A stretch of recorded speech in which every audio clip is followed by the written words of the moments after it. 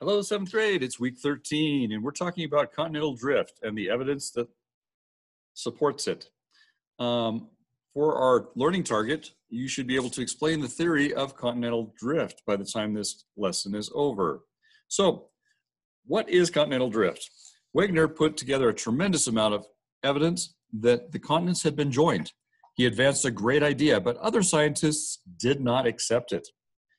Wegener put his ideas and his evidence together in his book, The Origins of Continents and Oceans.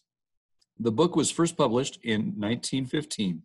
He included evidence that the continents had been joined.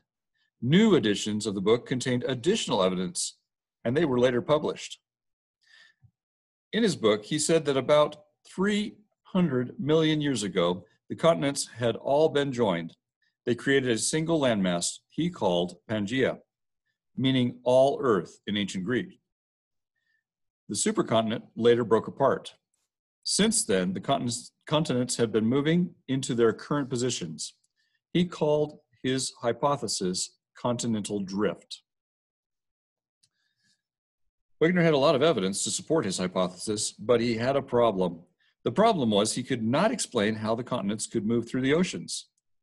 He suggested that continental drift occurred like an icebreaker plowing through ice.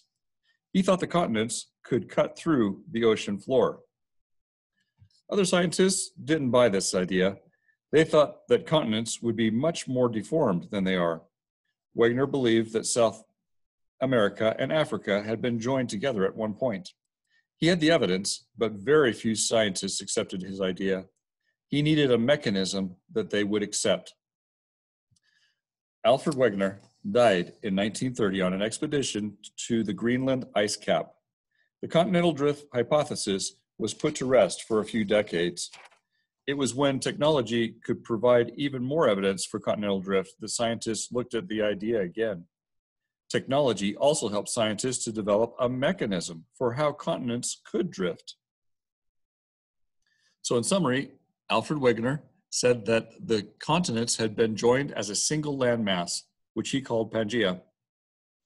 Wegener thought that Pangaea was together about 300 million years ago. Wegener could not develop the mechanism for continents moving through the ocean crust so that other scientists would accept it. So, if you can explain the theory of continental drift, then you can move on to the other activities. If not, please go back to the video and view it one more time. Thank you for being with us.